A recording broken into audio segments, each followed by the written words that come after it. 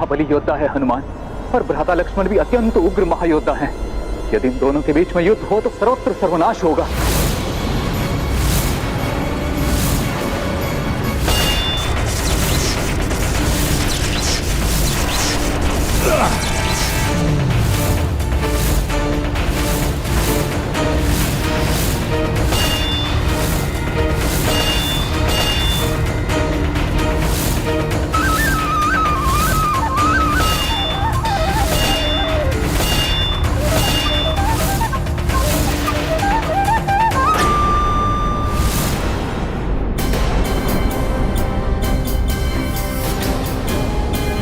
माता की अवस्था को ध्यान में रखते हुए मुझे शीघ्र इस युद्ध को समाप्त करना होगा।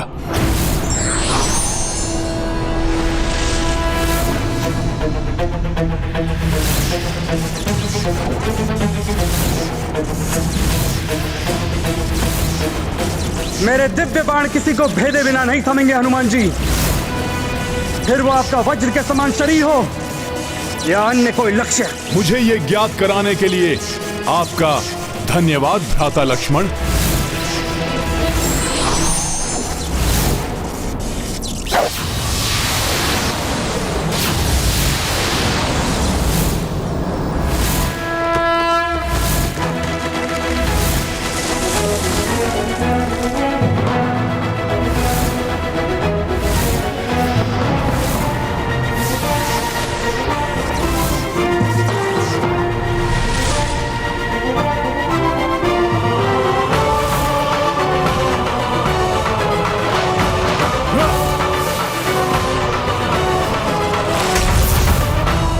लक्ष्मण भैया, आपका प्रहार तो मैंने रोक लिया, किंतु अब आप कीजिए मेरे प्रहार से अपना बचाव।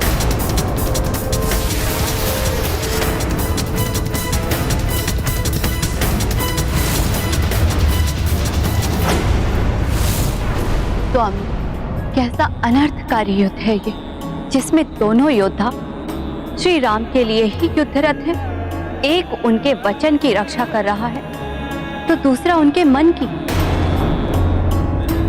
देवी, ऐसा धर्म युद्ध जब भी होता है तो धर्म को निजी संबंधों के उच्च स्थान पर रखकर भक्ति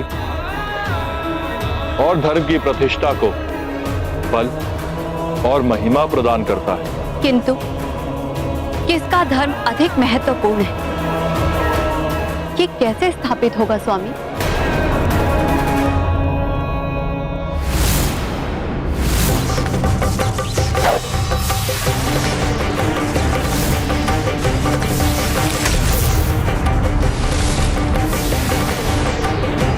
जय श्री राम।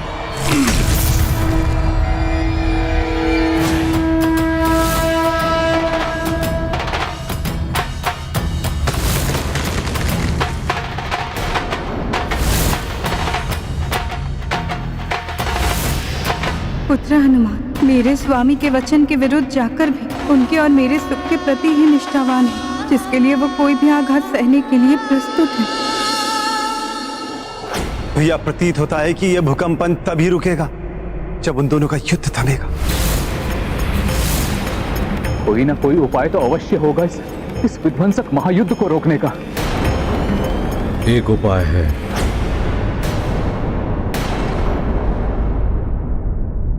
महामंत्री सुमंत्र।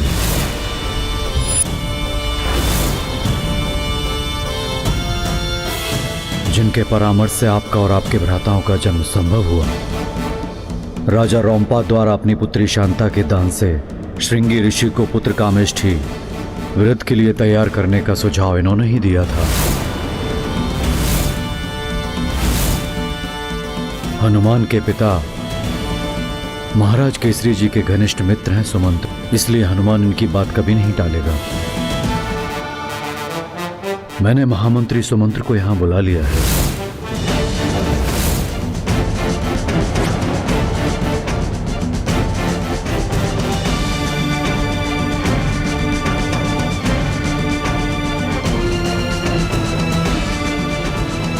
प्रणाम महामंत्री सुमंत जी।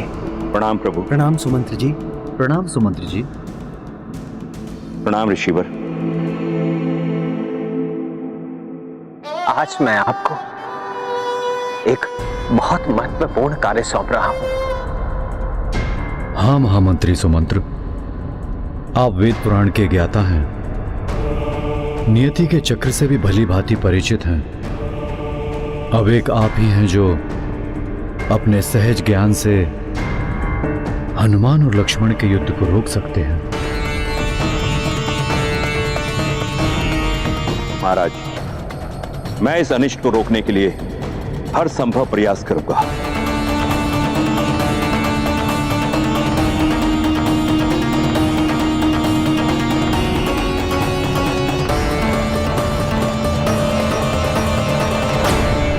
माता की इस अवस्था में मुझे उन्हें अयोध्या ले जाने में अधिक विलंब नहीं करना चाहिए। वज्रास्त्र!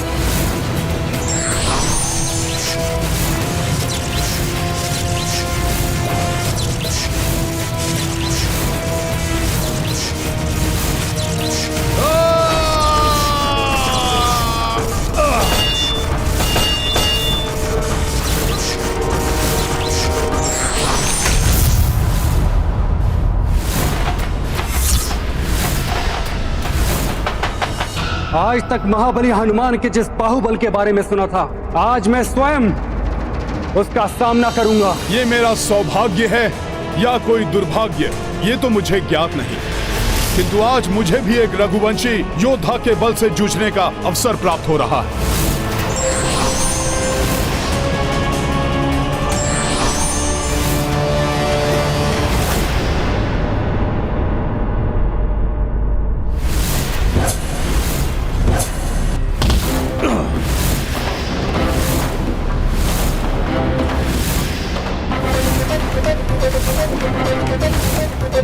इस अनर्थ का कारण मैं ही हूँ। ना रावण मेरा हरण करता, ना ही स्वामी को ऐसा निर्णय लेने पर बाध्य होना पड़ता, किंतु मेरा दुर्भाग्य इन दोनों के अहित का कारण क्यों बने।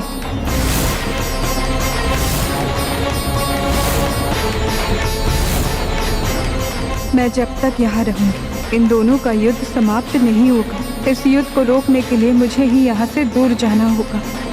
रावण द्वारा उनका हरण करने में एवं धोबी द्वारा उन पर आक्षेप लगाने में तो देवी सीता का कोई दोष नहीं है स्वामी। फिर वो ये आरोप अपने ऊपर क्यों ले रही हैं? देवी, पाप, लोभ, ईर्ष्या, अहंकार से प्रेरित दुरात्मा पाप कर्म कर आगे बढ़ जाते हैं, किंतु उनके पापों का दोष उनके द्वारा पीड़ित पर ही डाल दिया जाता है। इसलिए पापी के मिट जाने से नहीं, अपितु पाप के मिटने से ही संसार धर्म से मुक्त हो सकता है।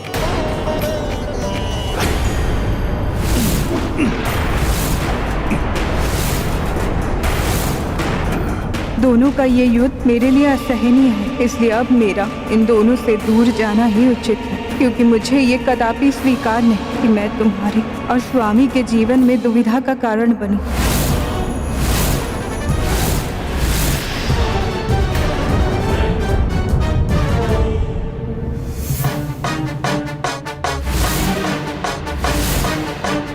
हनुमान जी, मैं भैया को दिया वचन पूर्ण करके ही रहूंगा।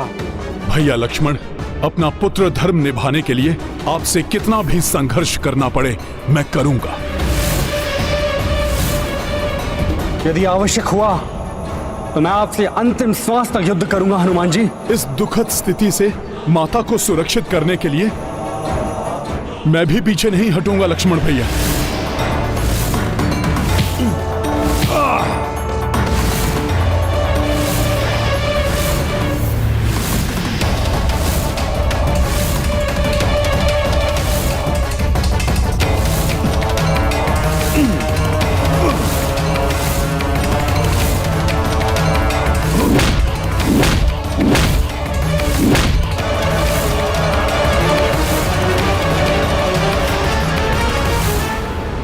क्या हुआ हनुमान जी, आप रुक क्यों गए?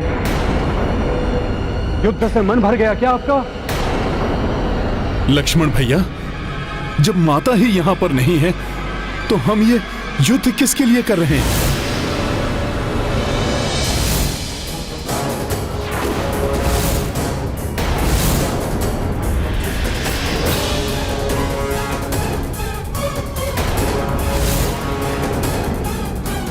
माता, माता कहां है आप? भाभी माँ, भाभी माँ,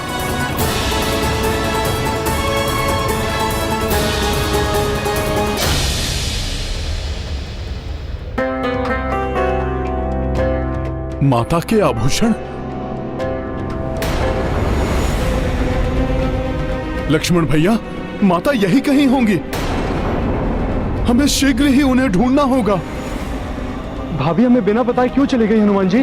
भैया लक्ष्मण, आप भी तो बिना वास्तविक कारण बताए उन्हें यहां पर ले आए थे, किंतु व्यर्थ के इस विमर्श में समय गवाए बिना हमें माता को ढूंढना चाहिए।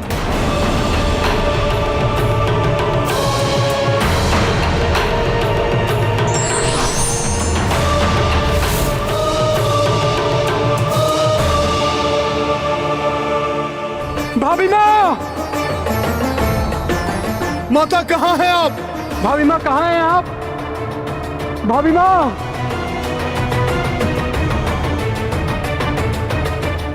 भाभी माँ, भाभी माँ कहाँ हैं आप?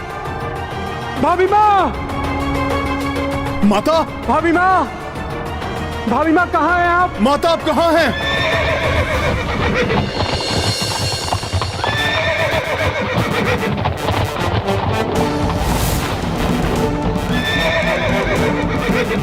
सुमंत्र जी यहां?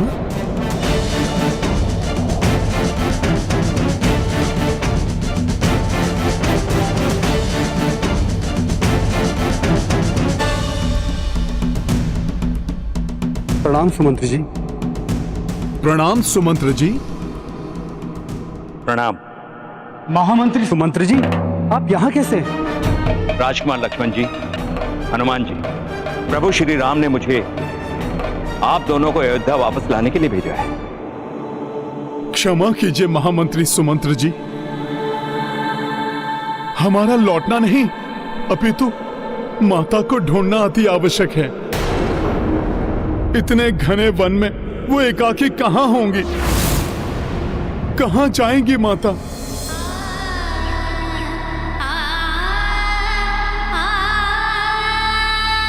इस प्रसन्नता के अवसर पर मैं तो प्रभु से चकित कर देने वाले उपहार की अपेक्षा कर रही थी, किंतु मेरी नियति को तो कुछ और ही स्वीकार था। माँ बनूंगी ये सोचकर प्रसन्न हूँ या पति से बिछड़ने का शोक मना। ऐसे दुख ने घेरा है माता को कि वो एकाकी रुदन करती रहेंगी।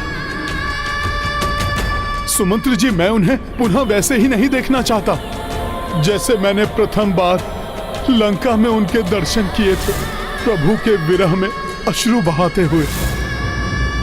हनुमान जी, यही तो विधि का विधान है। यही समझाने के लिए तो प्रभु श्री राम ने मुझे यहां भेजा है। सुमंत्र जी, इस समय प्रभु इस स्थिति को राजधर्म की दृष्टि से देख रहे हैं, किंतु मुझे ज्ञात है उनके मन की दृष्टि तो बस माता पर ही टिकी है। इसलिए सर्वप्रथम मेरा माता को ढूंढना ही अति आवश्यक है। हनुमान जी, आप सर्वथा उचित कह रहे हैं, परंतु मैंने प्रभु श्री राम की दशा देखी है। उन्होंने मात्र इस विश्वास के साथ मुझे यहां भेजा है कि आप मेरा कहां मानेंगे। आपके मन की दशा मुझे ज्ञात है हनुमान जी। ये परिस्थिति जितनी कठिन आपके लिए है, उतनी ही राजकुमार लक्ष्मण जी के लिए है, मेरे लिए और संपूर्ण अयोध्या वासियों के लिए। किंतु यही नियति है, इसे टाला नहीं जा सकता। आपको इसे समझने की आवश्यकता है हनुमान जी। सुमंत्र जी, नियति होती तो अवश्य अटल होती, किंतु उस धोबी की कुबुद्धि के कारण हुई इस स्थिति को तो सुधारा जा सकता है। नहीं हनुमान जी, यह घटना भी पूर्व नियत है, जिससे आप और प्रभु श्री राम अनभिज्ञ हैं, और इसका कारण एक श्राप।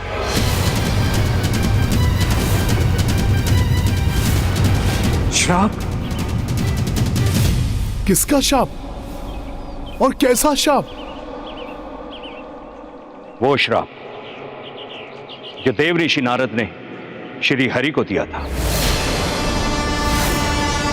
देवर्षि तो श्री हरि के अर्थात प्रभु श्री राम के भक्त हैं। भला वो ऐसा शाप कैसे दे सकते हैं जिससे प्रभु और माता सीता एक दूसरे से बिछड़ने पर विवश हो जाएं? मैं बताता हूं हनुमान जी। एक बार देवऋषि नारद को इस बात का अहंकार हो गया कि वो मोह माया के बंधनों से ऊपर उठ चुके हैं। जहां जाते थे बस इसी बात का बखान करते थे। देवर्षि, मोतियों की ये माला भेंट स्वरूप स्वीकार कीजिए। नारायण नारायण। देवराज, मोह माया का नारद के जीवन में कोई स्थान नहीं। अपना हाथ उसे दीजिए जिसे धन धान्य का लोभ हो। नाम पिताश्री। देवर्षि की उपाधि उसे दीजिए जो उपाधि पाने का इच्छुक हो। मोह माया से तज चुका है ये नारद। नारायण नारायण। प्रभु कैलाश में अपने किसी ऐसे भक्त को स्थित करें जिसे उस स्थान की लालसा हो। सभी प्रकार की मोह माया छोड़ चुका है ये नारद। देवऋषि नारद के इस स्तंभ को सबने अनदेखा किया, किंतु अंततः यही भूल वो बैकुंठ में श्री हरि के समक्ष कर बैठे, जो पूर्व से ही नारद जी के इस अहंकार को भांप चुके थे। नारायण नारायण। प्रभु, वैकुंठ के निकट जो दिव्य नगरी का निर्माण किया है वो तो अत्यंत भव्य है। प्रिय, मेरे विचार से उस दिव्य नगरी में भक्त नारद को ना प्रभु ना। नारद मोह माया के फेर में नहीं पड़ने वाला। आप ऐसी दया दृष्टि अपने किसी ऐसे भक्त पर कीजिए जो अभी भी माया के कुचक्र में ही पड़ा हो। नारायण नारायण।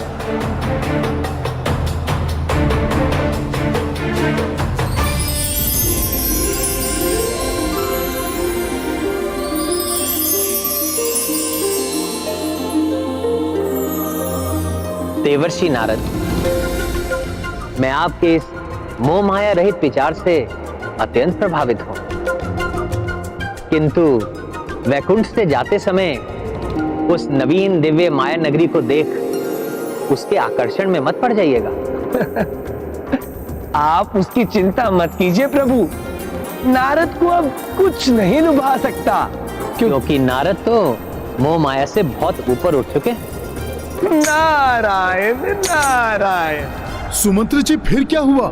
देवर्षि नारद के अहंकार ने उनके द्वारा दिए जाने वाले शाप का रूप कैसे ले लिया?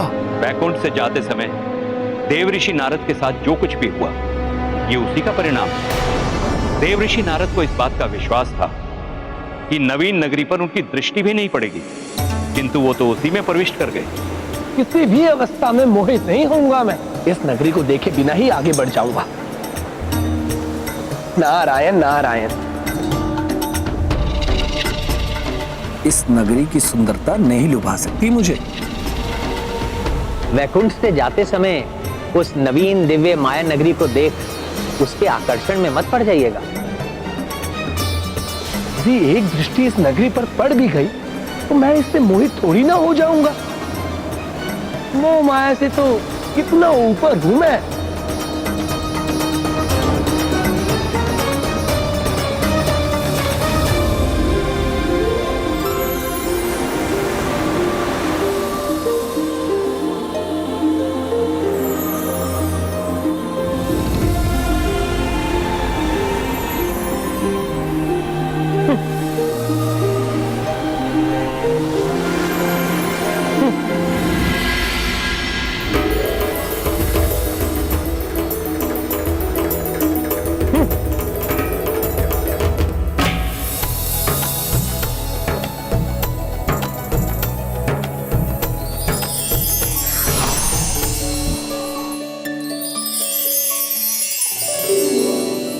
कल तो आप अपने जीवन साथी का चुनाव कर ही लेंगी देवी।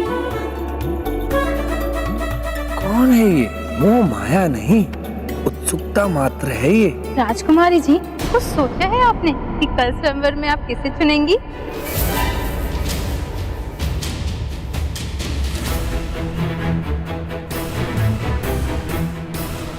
राजा को चुनेंगी या किसी योद्धा को? किसी देवता को चुनेंगी या किसी ऋषि को?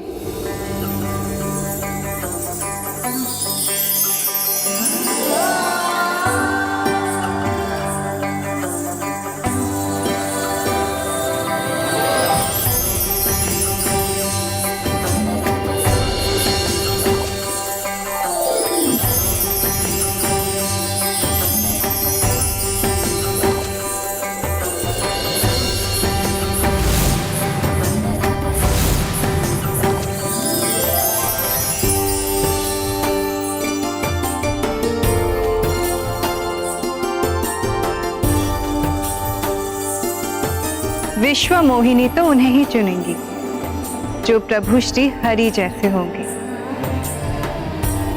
जिनका मुख श्री हरि जैसा होगा, जिनका रूप श्री हरि जैसा होगा।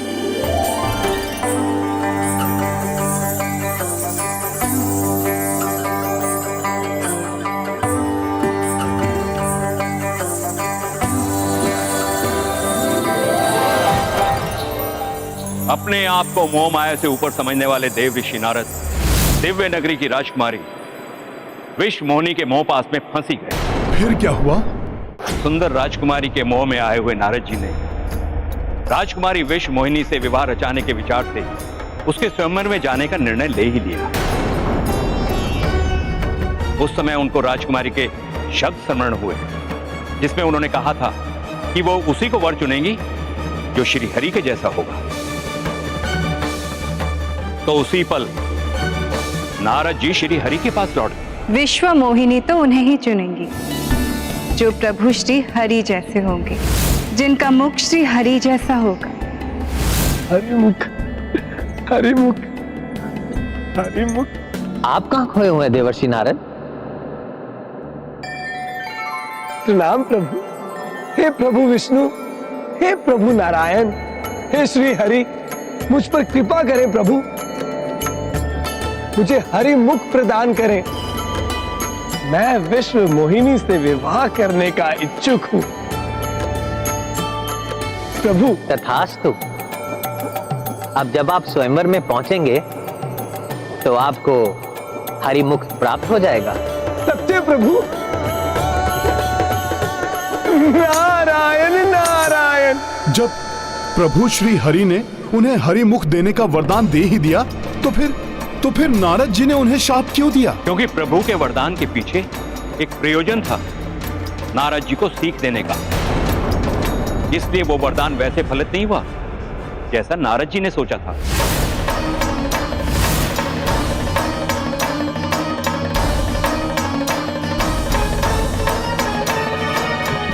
ये कौन सा स्वांग रचा है इन्होंने? हमसे तो भिन्न लग रहे हैं ये।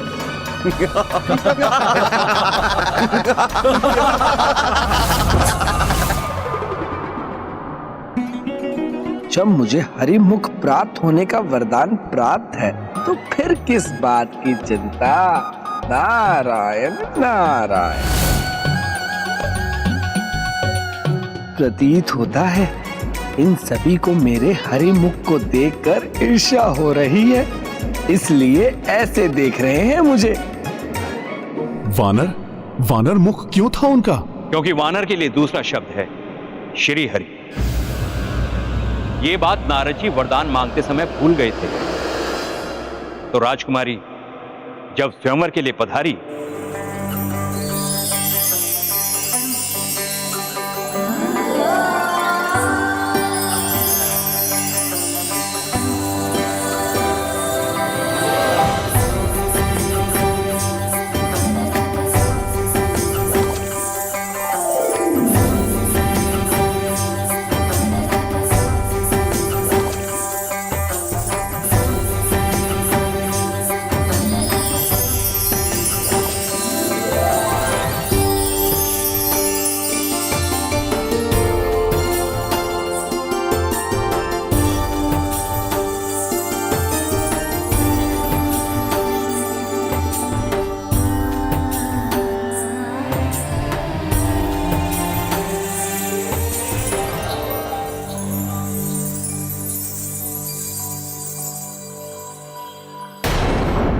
कदाचित राजकुमारी की दृष्टि उचित प्रकार से मुझ पर नहीं पड़ी।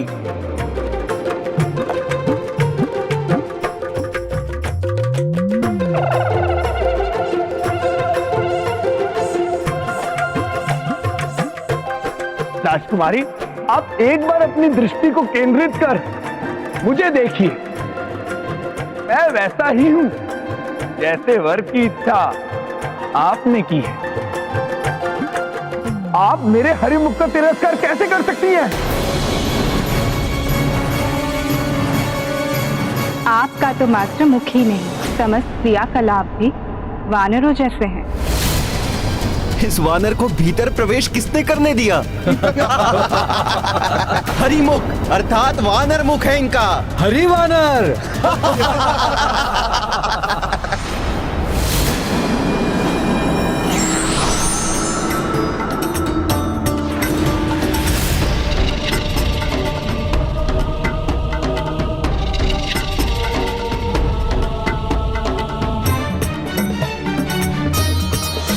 प्रभु श्री हरि की, प्रभु श्री हरि की, प्रभु श्री हरि की, प्रभु श्री हरि की, प्रभु श्री हरि की, प्रभु श्री हरि की, प्रभु श्री हरि की, प्रभु श्री हरि की।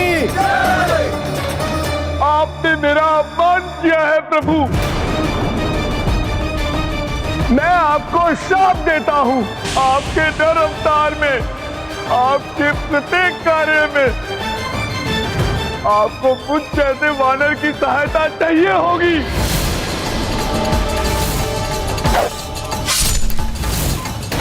और जिस प्रकार आपने मुझे दुख दिया है ना प्रभु, ठीक उसी प्रकार पत्नी के पिछों का दुख आपको भी झेलना होगा।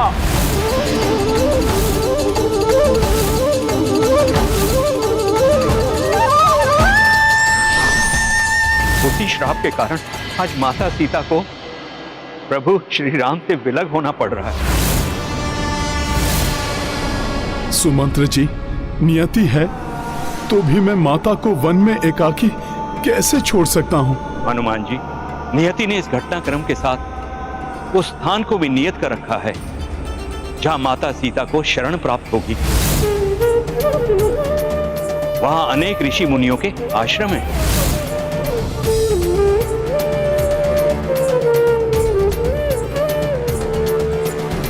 लक्ष्मण भैया, माता को यहाँ तक लाकर आपने अपना कर्तव्य पूर्ण किया।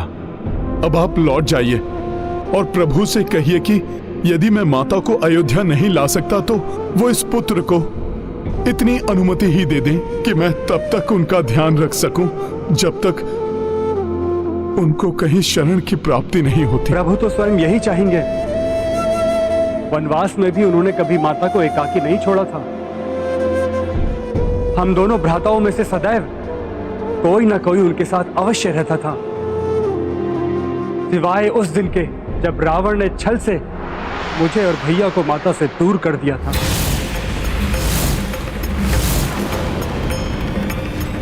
भैया लक्ष्मण, तब आप मुझे आज्ञा दीजिए जिससे मैं शीघ्र माता को ढूंढ सकूं। हनुमान जी, भाभी माँ का ध्यान रखिएगा।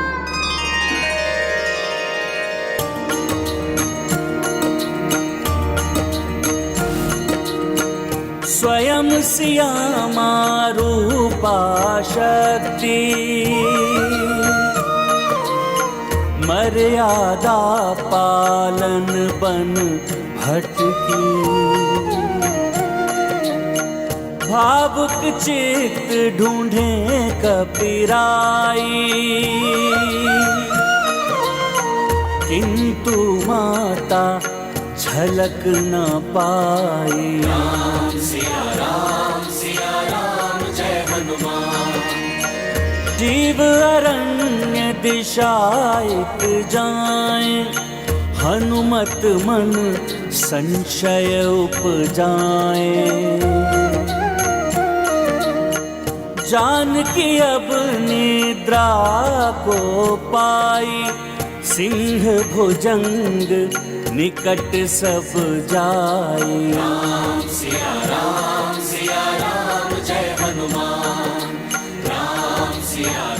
माता आप कहाँ हैं?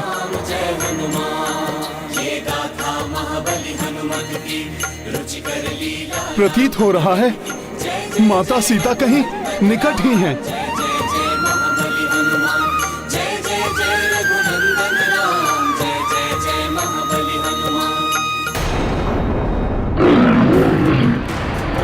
माता, ये हिंसक वन्य पशु माता के आसपास। मैं इन्हें माता को कोई हानि नहीं पहुंचाने दूंगा।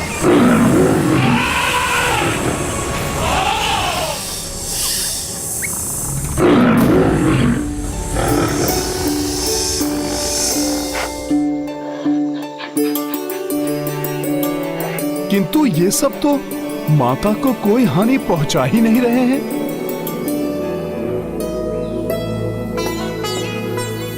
वाह प्रभु, कैसी लीला है ये। अवश्य ही माता के सदाचरण एवं नारी धर्म के तेज का प्रभाव है ये, जो हिंसक पशु भी हिंसा का त्याग करके माता की सेवा में लगे हुए हैं। माता, हे वनराज, हे गजराज, मुझ कपि को उपद्रवी कपि ना समझें। मैं तो इन दुखियारी माता का अभागा पुत्र हूं। मैं तो आभारी हूं आप सबका, जो आप सब मेरी माता का ध्यान रख रहे हैं। किंतु आप सब मुझे माता के दर्शनों से वंचित ना करें।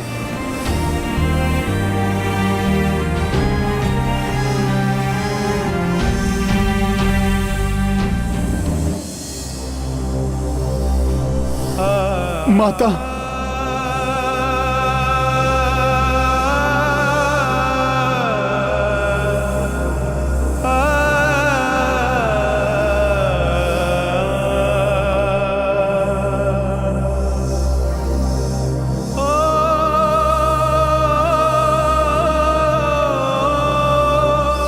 ऐसा दारुण दृश्य, इन कठोर शिला की शैया पर मेरी कोमल माता। हे ईश्वर, अपनी माता को इस प्रकार नहीं देख सकता ये पुत्र। हे भूदेवी, माता सीता तो आपकी पुत्री हैं। हे वनदेवी, माता भूमिजा होने के कारण बहन है आपकी। माता की सहायता कीजिए। इन कठोर परिस्थितियों में इन्हें सुख की कुछ छांव दीजिए।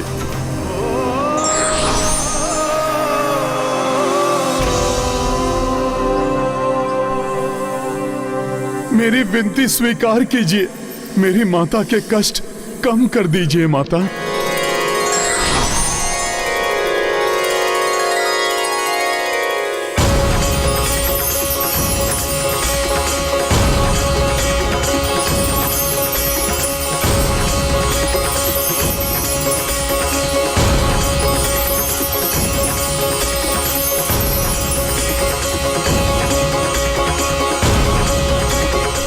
भूदेवी, वन देवी, मेरी माता के कष्ट कम करने के लिए आपको बहुत बहुत धन्यवाद।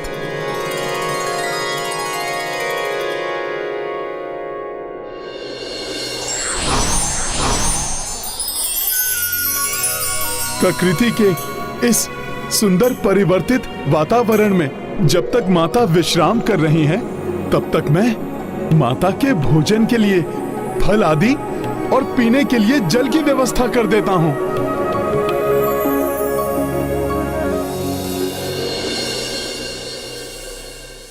मात्र इतने जल से क्या होगा? वन में चल चलकर माता के चरण भी क्लांत हो गए होंगे। माता के चरण पखारने के लिए भी तो और जल लाना होगा।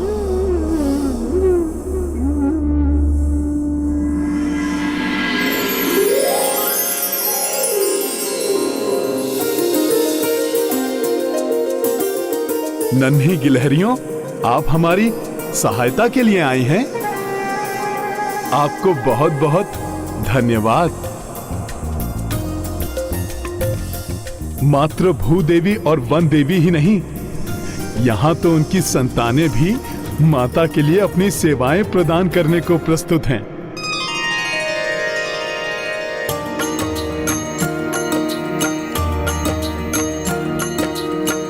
माता की सेवा के लाई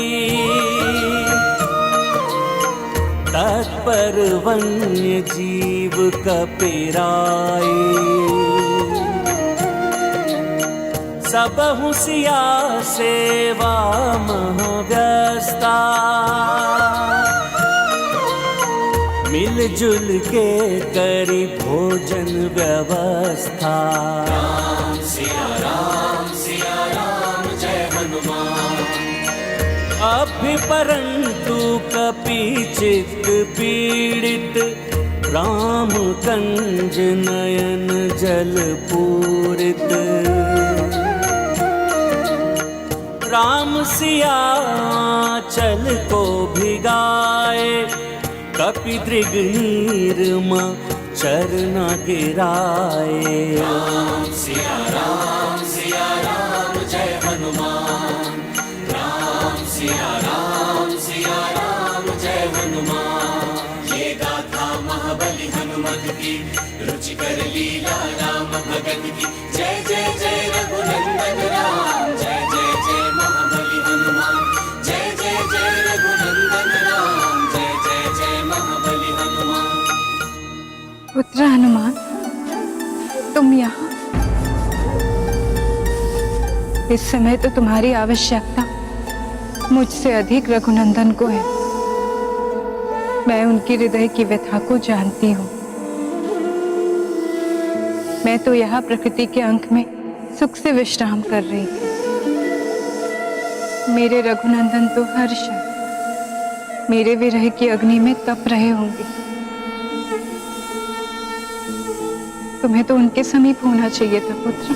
क्षमा करें माता, प्रभु तो अपने भ्राताओं, अपनी माताओं के निकट है, किंतु आपका ये पुत्र अपनी माता को वन में एकाकी छोड़कर कैसे जा सकता है?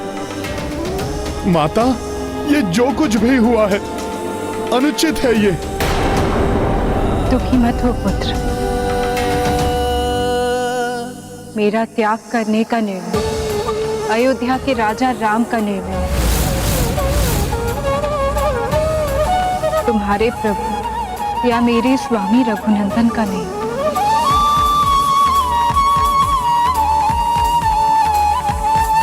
इस सत्य के बारे में तो तुम भी जानते हो पुत्र। किंतु माता। हनुमान, रघुनंदन के कृत्य पर प्रश्न उठाने वाला कोई भी उनके कृत्य के सार को नहीं समझ सकता। अयोध्यापति रघुनंदन का कोई भी निर्णय सारहीन नहीं होता। प्रजा के कल्याण के लिए जो अपने जीवन के सबसे प्रिय का त्याग कर दे, उनकी मर्यादा पर कोई कैसे प्रश्न उठा सकता है? नहीं माता, नहीं। मुझ में इतना सामर्थ्य कहां जो मैं प्रभु के किसी भी निर्णय पर प्रश्न उठाऊं। माता, मेरा वश चले तो मैं प्रभु के सारे दुख स्वयं पर ले लूं, क्योंकि वो भी जानते हैं कि ये निर्णय अनुचित है। उचित एवं अनुचित की परिभाषा स्थिति, स्थान और निज धर्म के अनुसार परिवर्तित होती है पुत्र। स्मरण करो, लंका से लौटते समय रघुनंदन ने क्या कहा था?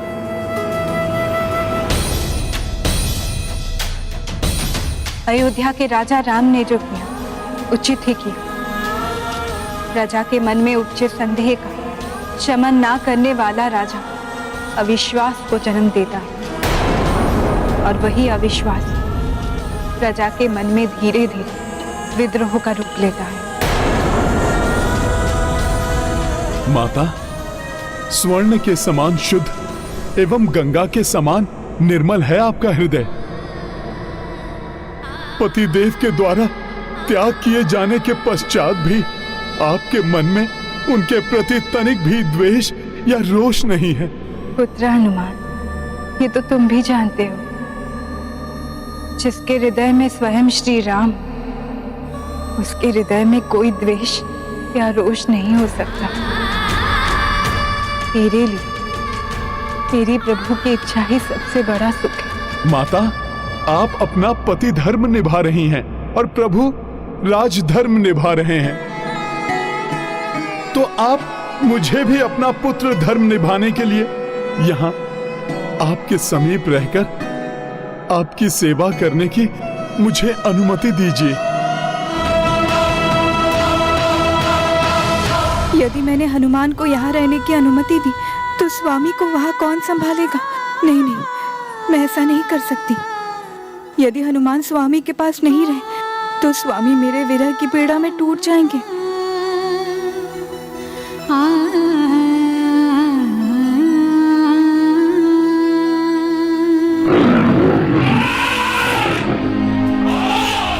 दो कलियां अर्थात माता की कुक्षी में दो नन्हे पुष्प खिलने वाले हैं।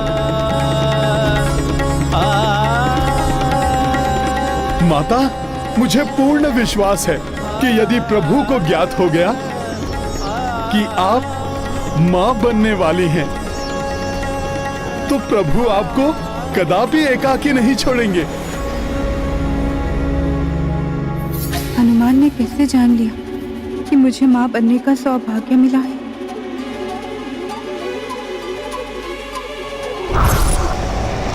ये सुगंध, ये तो किसी शिशु की मधुर सुगंध है। शिशु ही मेरा सर्वाधिक प्रिय आहार है और ये सुगंध तो एक नहीं, दो शिशुओं की उपस्थिति का संकेत है। वो शिशु जो या तो जन्म ले चुके हैं या जन्म लेने वाले हैं। मुझे ऐसा क्यों आभास हो रहा जैसे मेरी संतानों पर कोई बहुत बड़ा संकट आने वाला हो।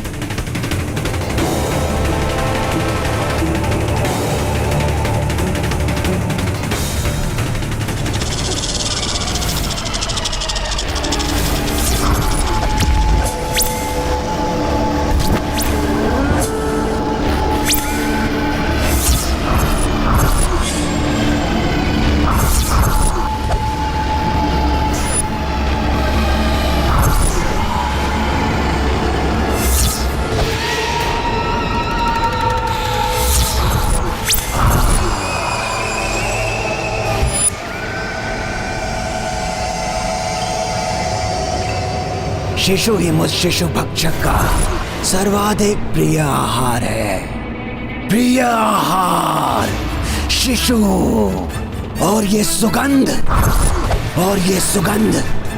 एक नहीं, दो शिशुओं की उपस्थिति का संकेत है, जो या तो जन्म ले चुके हैं या तो उनका जन्म होने वाला है। आज तो किसी मानव के शिशु का भक्षण करने का आनंद मिलेगा इस शिशु भक्षी को। माता, आपके हाथों में दो सुंदर कलियां देखी थी मैंने। यही नहीं, आपके निकट दो दिव्य बालकों की ऊर्जा का भी आभास हो रहा है मुझे। भाग्य की ये कैसी विडंबना है माता, आपके अंक में स्त्री के सबसे बड़े सुख का आगमन होने वाला है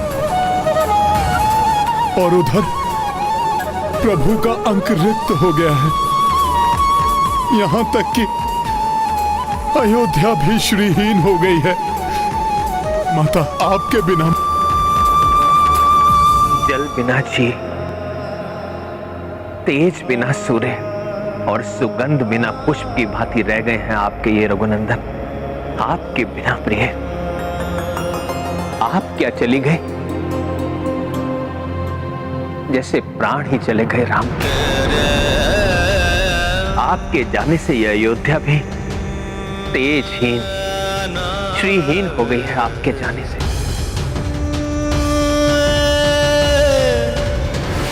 मैं आपसे दूर नहीं, आपके साथ ही हूँ स्वामी, आपके हृदय में। मैं अयोध्या में ना रहूं, किंतु अयोध्या अयोध्या फिर भी तेजहीन और श्रेयहीन नहीं रहेगी।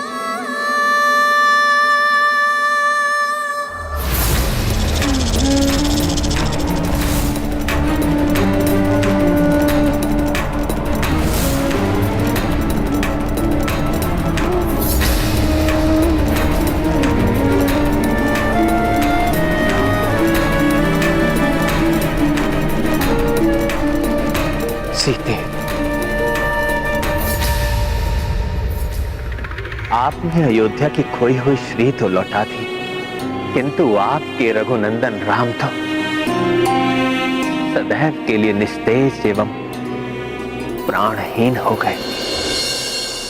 पुत्र, तुम्हारे प्रभु नितांत एकाकी है इस समय, बहुत पीड़ा में है वो। तुम्हें उनके समीप होना चाहिए पुत्र। मेरे लिए तो देखो, जैसे सारा वन उमड़ पड़ा है मेरी सेवा के लिए।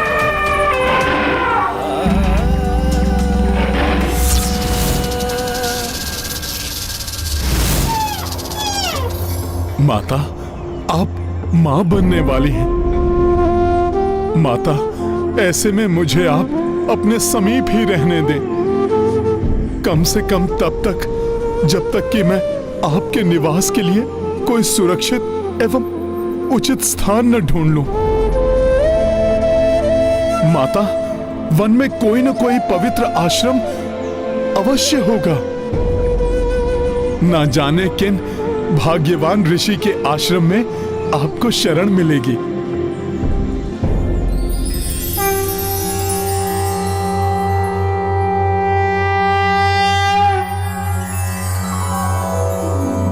प्रातः स्मरामि खलु तत्सवितुर्वरेण्यं रूपं हि मण्डलमृचोत तनुर्यजूंषि सामानि यस्य किरणः प्रभवादि हेतुं ब्रह्माहरात्मकमलक्ष्यमचिन्त्य रूपम्।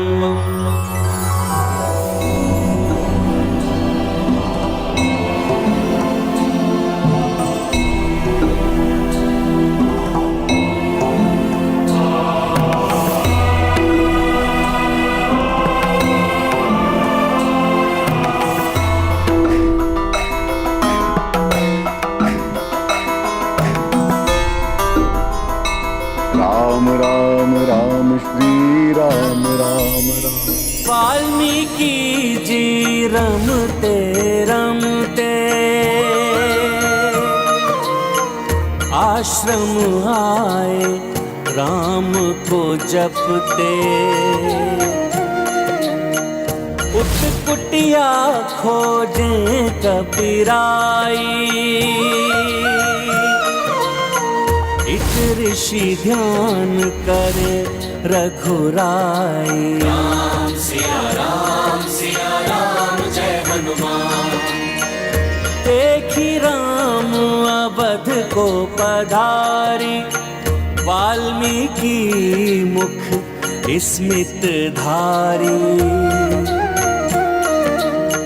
कपिभट के वन मार्ग नान्ता, आश्रम ना पाए हनुमंता। राम सिया राम जय हनुमान। सुमंत्र जी ने तो बताया था कि यहाँ निकट ही आश्रम है, जिसे नियति ने माता सीता के निवास के लिए चुना है। किंतु यहाँ आश्रम तो क्या, कोई छोटी सी कुटिया भी नहीं दिखाई दे रही है। राम राम राम श्री राम राम राम। राम राम राम श्री राम राम राम। राम राम राम श्री राम राम राम। राम राम राम श्री राम राम राम। भले ही वन्य जीव माता की सेवा के लिए उपस्थित हैं, किंतु उनके आश्रय में भी मैं माता को नहीं छोड़ सकता। मुझे शीघ्र ही आश्रम ढूंढना होगा।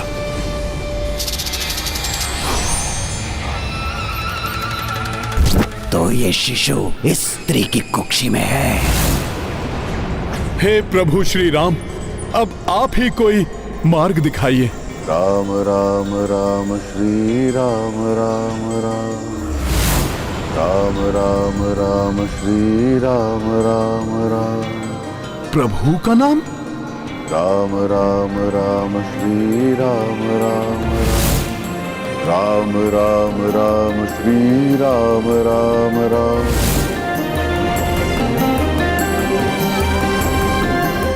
राम राम राम श्री राम राम राम।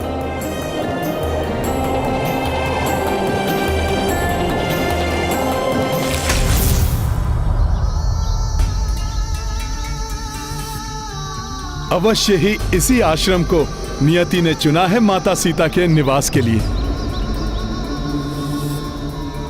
राम राम राम श्री राम राम राम। राम राम राम श्री राम राम राम।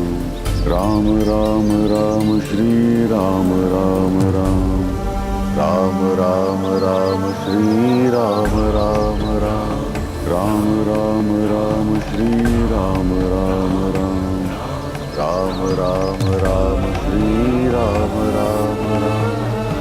राम राम राम श्री राम राम राम। राम राम राम श्री राम राम राम। राम राम राम राम राम राम श्री राम श्री राम।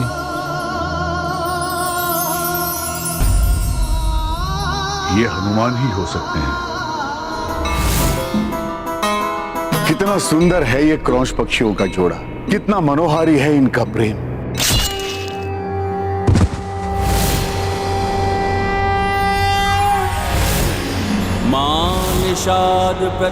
निर्दोष पक्षियों की आंखें ढक पहलिए जीव सुलभ प्रेम में मग्न इन क्रोंच के जोड़े के वध का पाप लगेगा तुम्हें।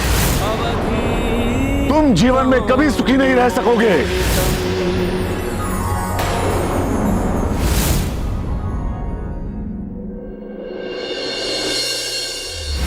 ये क्या हो गया मुझसे? क्रोंच पक्षियों के मुंह में मैंने एक पहलिए को श्राप दे डाला। पहले की ये तो यही नियति है, कर्म फल भोग रहे हैं। ये पक्षियों का वध करना ही इनके जीवित रहने का आधार। दुखी न हो महर्षि वाल्मीकि। सृष्टिकर्ता ब्रह्मदेव, आप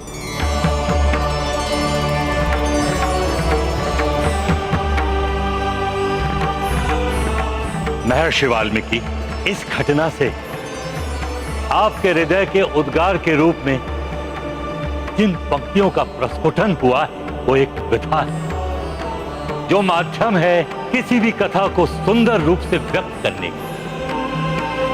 इसे काव्य कला के रूप में सारा जग जानेगा।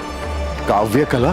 हाँ ऋषिवर, आपके माध्यम से एक महाकाव्य की रचना होने वाली है, जिसके पश्चात ये जग आपको आदि कवि के नाम से जानेगा।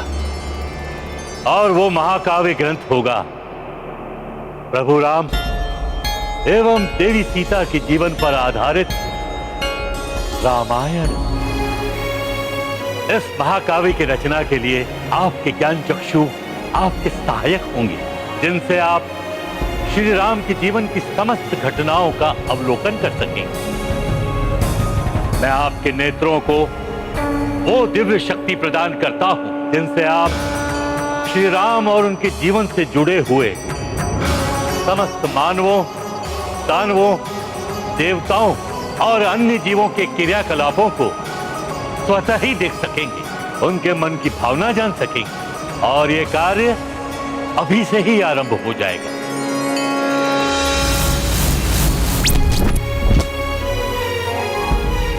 उन क्रौंच पक्षियों की भांति ही प्रभु श्री राम और उनकी पत्नी सीता का जीवन भी बिछोह, त्याग एवं बलिदान के दुखों से भरा होगा। श्री राम राज सिंहासन और अपने राज्य का त्याग करेंगे।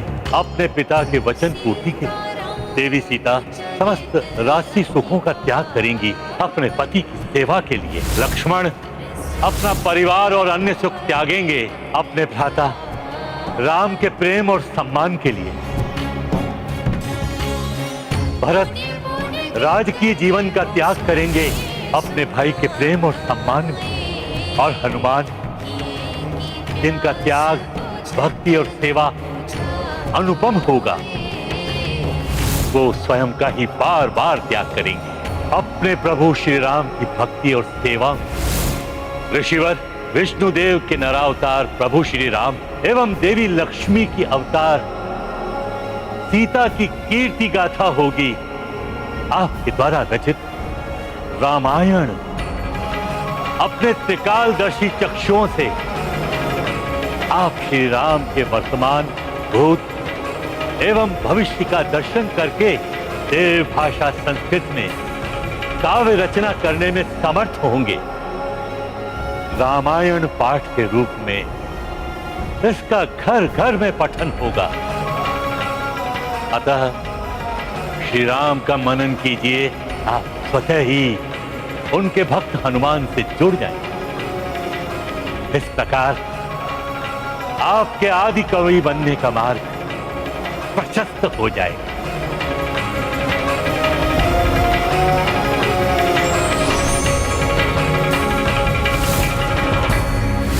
आप श्री राम भक्त हनुमान है ना? हाँ ऋषिवर, आपने सत्य ही पहचाना। मैं हनुमान ही हूं।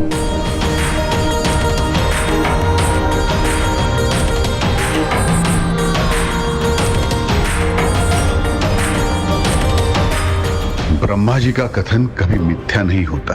हनुमान से ही मुझे रामायण रचने के लिए सर्वोत्तम प्रेरणा एवं सहायता प्राप्त होगी।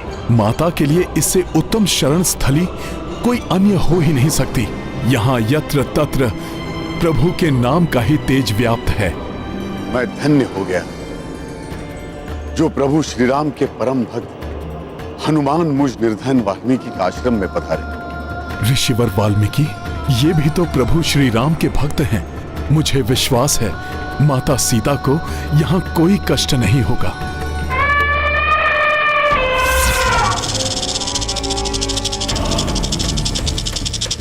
तो कलियां, अब ये कलियां कभी खिल नहीं पाएंगी।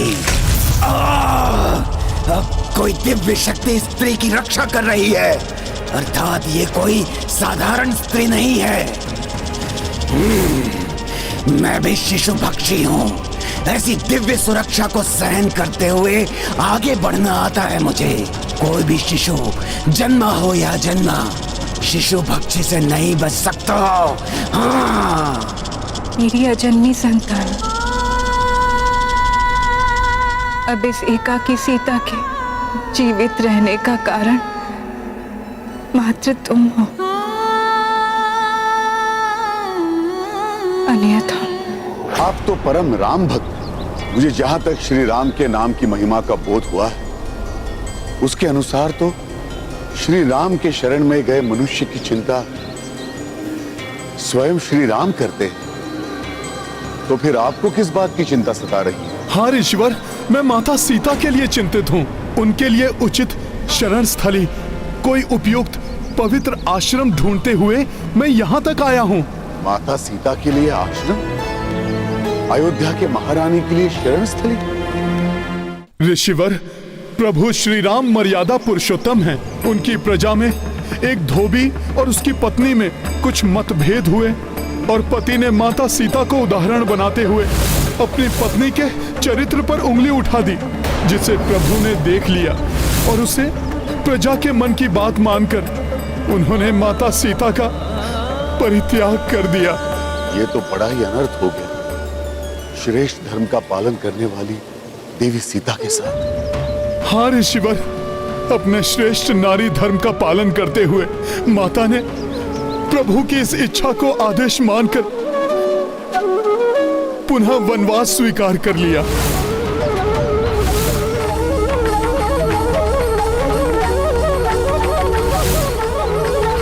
हनुमान, सीता मेरे लिए पुत्री समान है। यदि आप और सीता उचित समझें तो मेरे इस वाल्मीकि आश्रम में वो मेरी पुत्री बनकर रह सकती है। उनके पदार्पण से मेरा ये आश्रम धन्य हो जाएगा। अवश्य अवश्य ऋषिवर, आपके संरक्षण में माता सीता रहेंगी तो मैं भी निश्चिंत हो जाऊंगा। तो मुझे शीघ्र ही ले चलिए मेरी पुत्री सीता के पास। कहाँ है वो?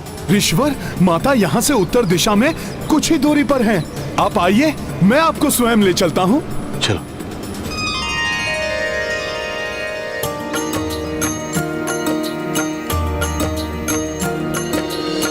कपि कर वाल्मीकि अगुवाई, जानकी दर्शन को जब जाए, कंटक पत्थर सब बिसराए,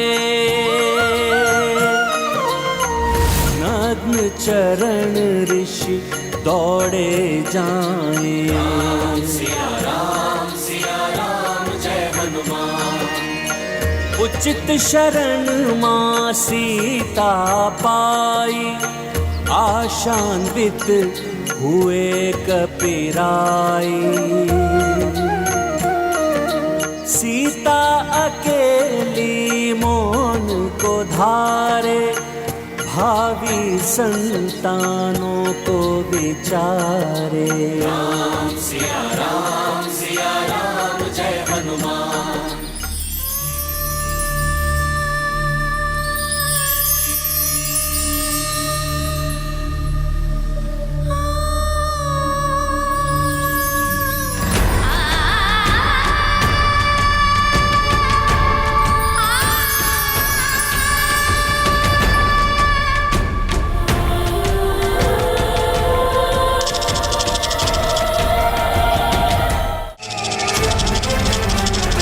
पुत्री सीता,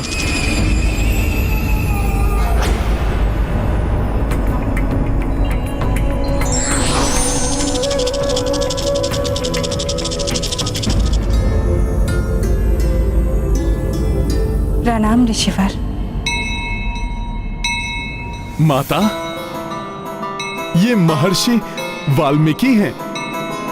मेरी ही भांति ये भी प्रभु श्री राम के परम भक्त हैं। इनके आश्रम में आश्रय लेना आपके लिए सर्वथा सुरक्षित रहेगा। किंतु हनुमान, अब तो ये संपूर्ण वन ही मेरा घर है। किसी आश्रम में रहना मेरे लिए अब। माता, आप ही नहीं, अब तो दो और नन्हे पुष्प खिलने वाले हैं आपके अंक में। उन्हें भी तो आश्रय चाहिए। पिता के आश्रय में रहने से पुत्री पर कोई लांछन नहीं लगता पुत्री सीता, और यह तो विधि द्वारा पूर्व निर्धारित है। इसमें संकोच कैसा? अब विलंब मत करो पुत्री। तुमने स्वयं मुझे मेरी पुत्री के रूप में रहने का वचन दिया था पुत्री। आश्चर्य न करे पुत्री, वर्षों पूर्व की बात है। एक बार मैं समुद्र तट पर तपस्यारत था। समुद्र की लहरें मेरी तपस्या में बाधा उत्पन्न कर रही थी।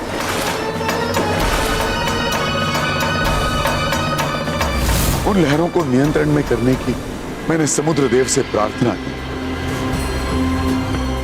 हे पवित्र सागर, मैं वाल्मीकि पुनः आपसे प्रार्थना कर रहा हूं कि आपकी लहरों को नियंत्रण में रखिए। ये मेरी साधना में बाधा उत्पन्न कर रही है। किंतु अभिमानवश उन्होंने मेरी प्रार्थना पर ध्यान नहीं दिया और लहरें बारंबार मेरी तपस्या में बाधा उत्पन्न करने लगी। मुझ विशाल सागर को उलाहना मत दीजिए ऋषि वाल्मीकि। कदाचित आपको ज्ञात नहीं, संपूर्ण संसार को सुख और समृद्धि प्रदान करने वाली देवी लक्ष्मी का पिता हूं मैं। उचित होगा कि आप अपनी तपस्या के लिए कोई अन्य स्थान ढूंढें। देवी लक्ष्मी का पिता होने का इतना अभिमान, स्वयं को बहुत महान समझते हैं ना। ऐ अभिमानी सागर, सुनो, ये प्रण है मेरा। एक दिन मैं भी देवी लक्ष्मी का पिता बनकर दिखाऊंगा।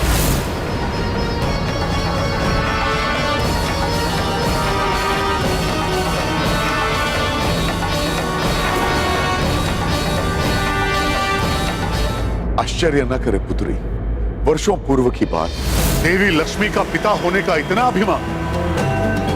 है अभिमानी सागर, सुनो, ये प्रण है मेरा। एक दिन मैं भी देवी लक्ष्मी का पिता बनकर दिखाऊंगा। और तब मैंने वहीं बैठकर पुनः तपस्या आरंभ कर दी। किंतु इस बार मेरी तपस्या का उद्देश्य था देवी लक्ष्मी को प्रसन्न करना। ओम श्री महालक्ष्मी नमः। ओम श्री महालक्ष्मी नमः। ओम श्री महालक्ष्मी नमः। महर्षि वाल्मीकि, माता,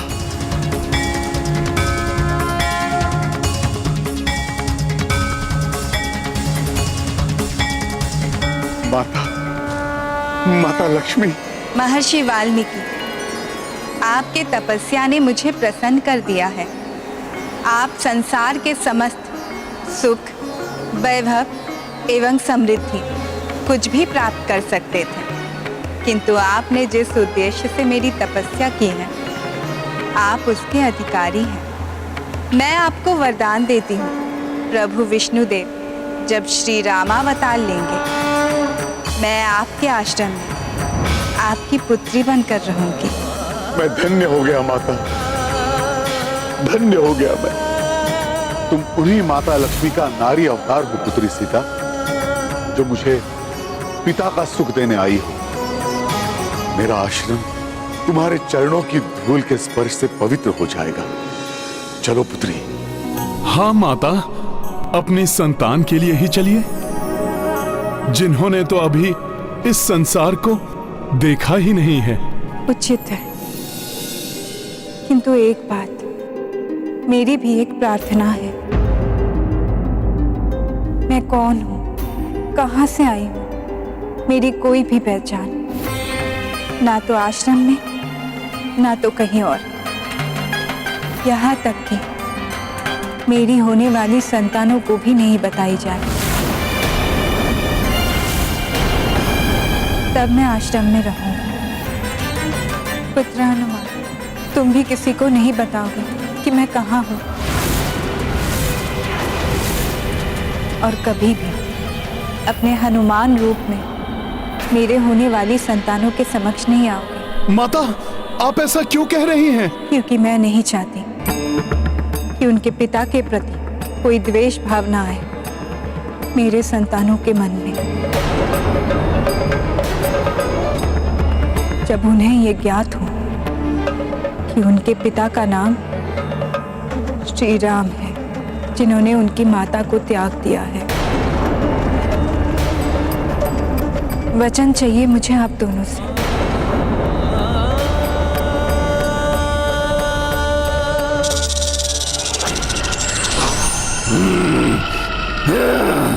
अभी तो बच गए वो दोनों शिशु, किंतु अधिक समय तक बच नहीं पाएंगे। वो अवसर पाते ही वो दोनों आहार बन जाएंगे मुझ शिशु भक्षी के।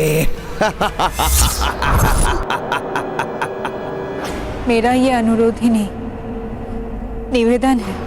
यदि आप दोनों मेरी पहचान छुपाएं, तभी मैं आश्रम में रहने आऊंगी। यदि हनुमान इस वेश में आए तो सहज ही सबको ज्ञात हो जाएगा कि मैं सीता हूँ।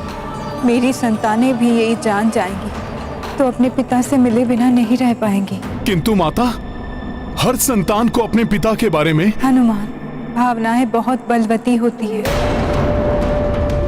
पिता या संतान में से किसी को भी एक दूसरे के बारे में ज्ञात हुआ तो दोनों ही एक दूसरे से मिले बिना नहीं रह पाएंगे। फिर रघुनंदन के इतने बड़े त्याग का अर्थ ही क्या रह जाएगा। मैं कदापि ये सहन नहीं कर पाऊंगी। किंतु पुत्री, मैं अपने ही आराध्य से इतना बड़ा भेद छुपाऊं? इतनी बड़ी दुविधा में मुझे मत डालो पुत्री। आपकी दुविधा भी उचित है ऋषिवर, किंतु मैं माता के मन की व्यथा समझ रहा हूं। इसलिए जैसा माता चाहती हैं मैं वैसा वचन देने के लिए प्रस्तुत हूं। माता, आपका ये पुत्र हनुमान आपको वचन देता है कि ये हनुमान आपकी संतानों के समक्ष या आश्रम में या आपके कक्ष की ड्योढ़ी के भीतर कभी अपने सत्य स्वरूप में नहीं आएगा, और ना ही कोई कभी हनुमान से ये जान पाएगा कि आपकी वास्तविक पहचान क्या है माता। और माता, ना ही आपकी संतानें जान पाएंगी कि उनके पिता कौन है। यदि यही भाग्य का लेखा है पुत्री, तो मैं ऋषि वाल्मीकि तुम्हें वचन देता, जैसा तुम चाहती हो वैसा ही होगा।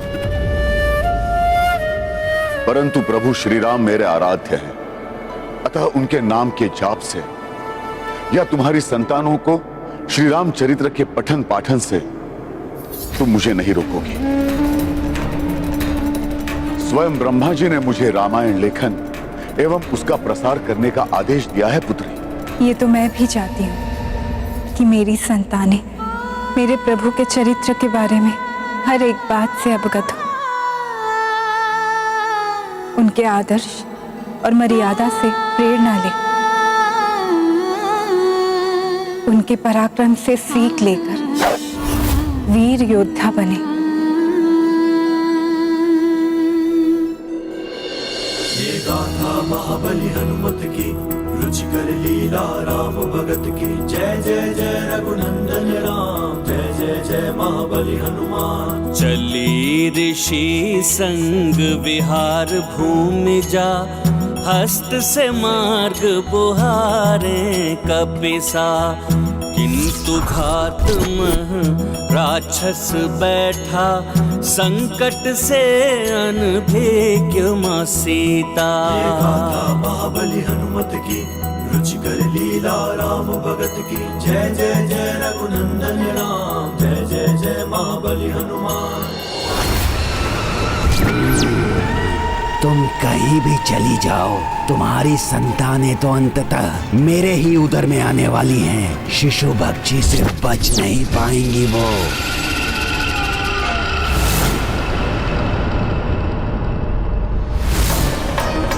ये रथ, अशुभ रथ, जिस पर मुझे भाभी माँ को घोर वन में छोड़कर आना पड़ा, इस रथ के मैं टुकड़े टुकड़े कर दूंगा। रुक जाओ लक्ष्मण।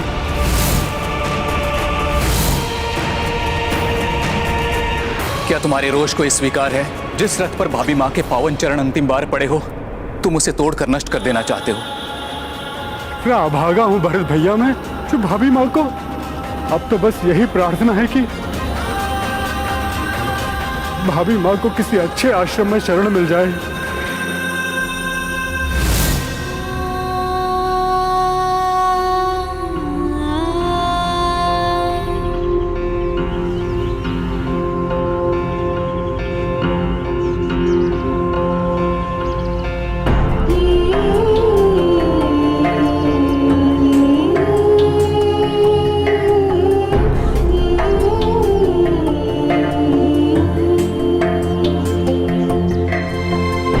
गुरुदेव, ये तेजस्विनी कौन है जो आपके साथ यहाँ पधारी हैं? ये भूमिजा है, मेरी पुत्री।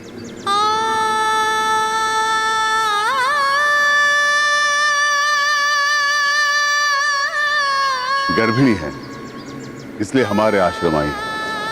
अब से ये हमारे साथ ही रहेगी। पितृवर, ये तो बहुत अच्छा है। हमारे आश्रम में शिशु की किलकारियां गूंजेंगी। हाँ, बहुत आनंद आएगा।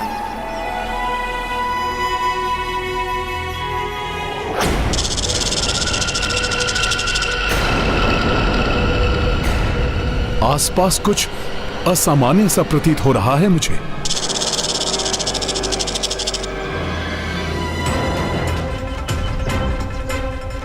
इसी ओर से ध्वनि आ रही है।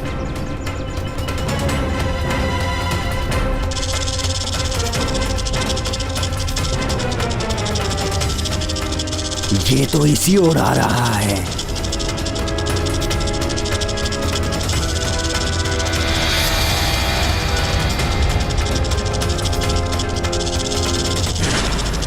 किसी आसुरी शक्ति का आभास हो रहा है मुझे। माता को वचन दिया है मैं आश्रम के भीतर नहीं जा सकता, किंतु आसपास रहकर तो माता की सुरक्षा कर ही सकता हूं मैं। निकट ही कोई ऐसा स्थान ढूंढना होगा मुझे जहां रहकर इस पूरे आश्रम की निगरानी की जा सके।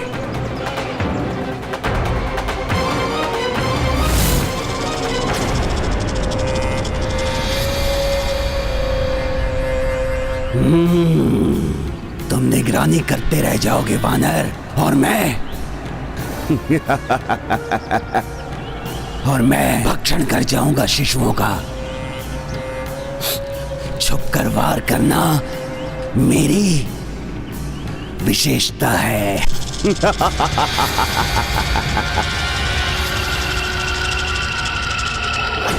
आइए भूमिजा, यहाँ कुछ क्षण विश्राम कर लीजिए।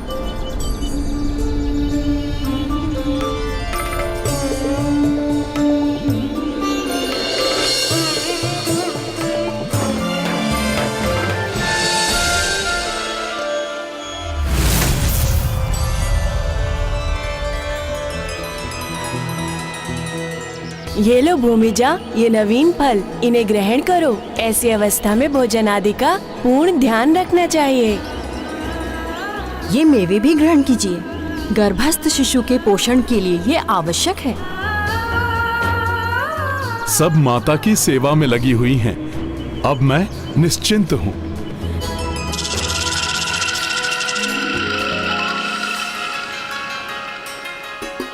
ऋषिवर वाल्मीकि का सानिध्य मुझे पिताश्री राजा जनक का स्मरण करा रहा है। इन सब का स्नेह देखकर लग रहा है जैसे मैं जनकपुरी में आ गई हूँ।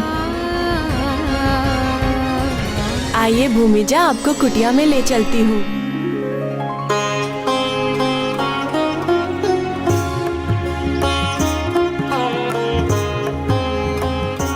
माता को तो यहाँ बहनें मिल गई, पिता मिल गए, सखियां मिल गई, किंतु अयोध्या में मेरे प्रभु न जाने किस स्थिति में होंगे।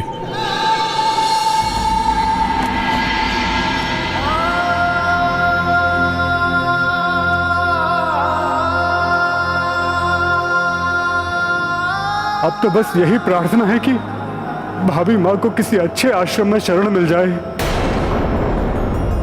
नहीं, मैं यहाँ सुख की शैया पर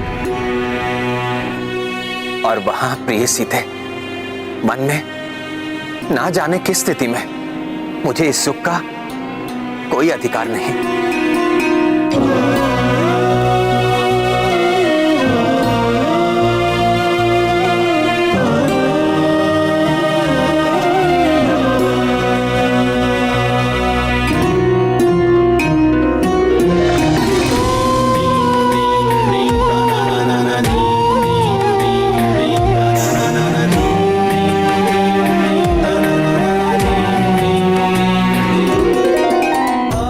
के राजा राम विवश हैं, किंतु सियापति राम नहीं। मेरी अर्धांगिनी जिन सुखों से वंचित है, मैं भी उन सुखों का उपभोग नहीं करूंगा।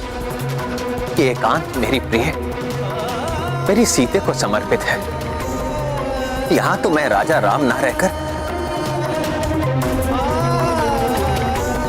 मेरी प्रिय सीते का राम रह सकता हूं।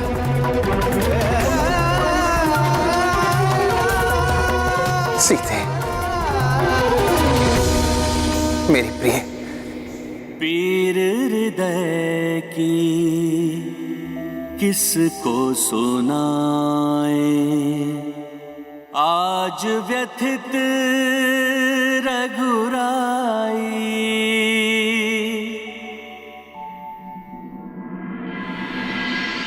अब तो एकाकी होंगी माता। हे विधाता, ये आपने कैसा विधान लिख दिया है। मेरे प्रभु और मेरी माता के भाग्य में उधर प्रभु विरहाकुल होकर अश्रुपूरित नेत्रों से माता को स्मरण कर रहे होंगे और इधर माता भी विरह में व्याकुल होंगी।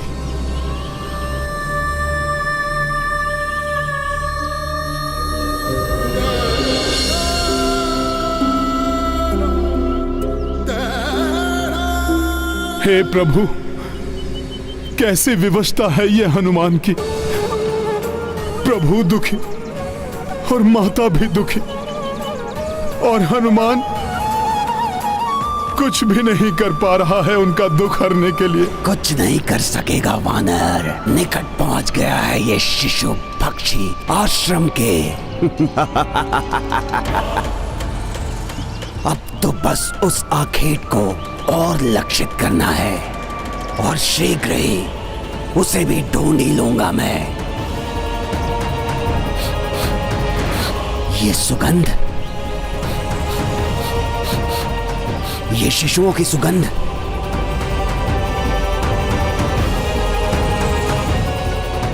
ये शिशुओं की सुगंध तो उस ओर से आ रही है।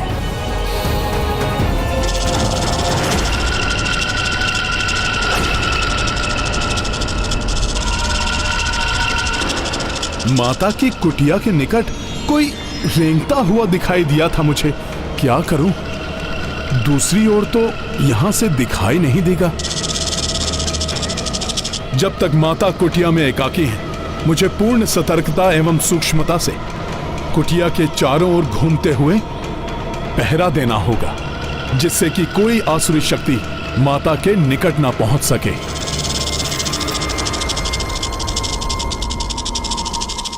हाँ, एक पंथ दो काज, माता की सुरक्षा का निरीक्षण भी और माता की परिक्रमा का पुण्य भी। जय सिया राम।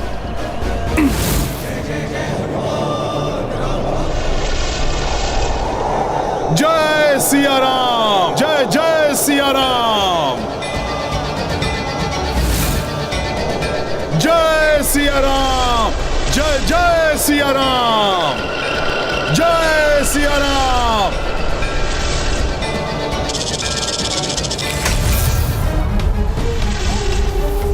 ये अकस्मात क्या हो गया? हाँ? ये तीव्र गति से क्या गया? मुझे सावधान रहना होगा। हाँ।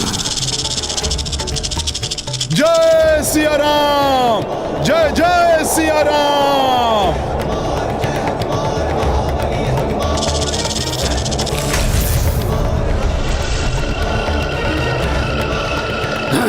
पुनः उड़ गया मैं इसकी तीव्र गति से। ये क्या है?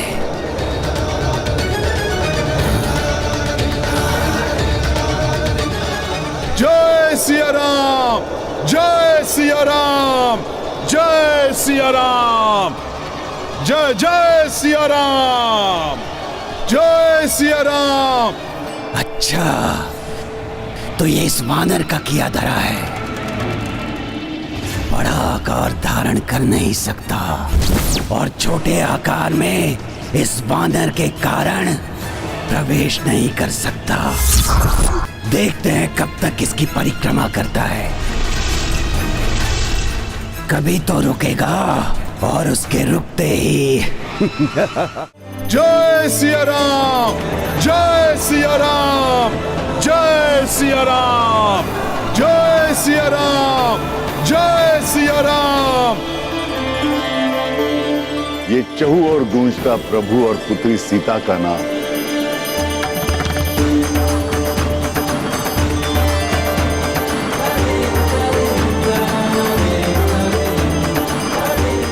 अब तो समस्त वातावरण ही सिया राम में हो गया है।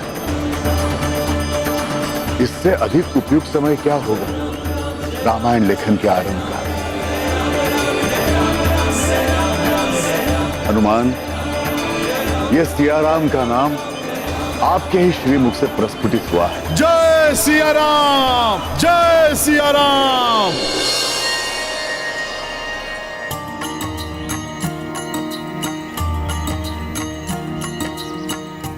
महिमा परंपार जय नाम राम सिया जय जय सिया राम शठ सुन भागे कपि पाए शक्ति कह सिया राम ऋषि करे भक्ति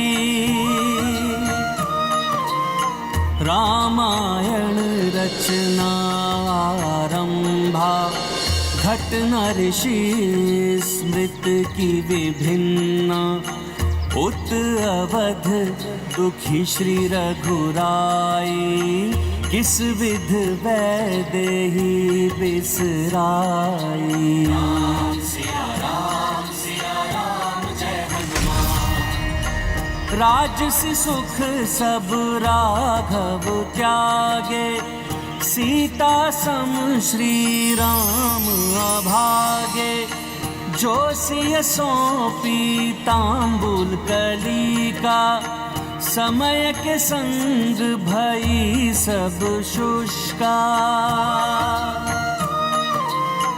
रात्र दिवस आए और जाए एक ऋतु आए ऋतु एक जाए भूमि जा सेवत कन्याएं गर्भ दिवस भी चढ़ते जाएं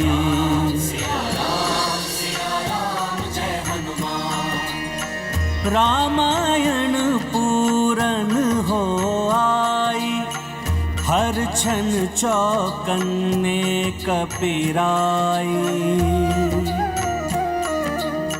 शठ की निराशा बढ़ती जाए कपि रहते अवसर नहीं पाए सिया राम जय हनुमान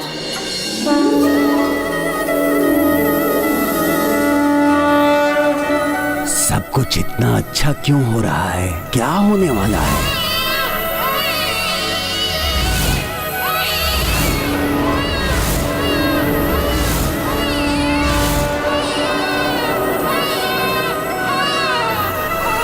आएगा मेरा आहार, अब करूंगा मैं उसका भक्षण।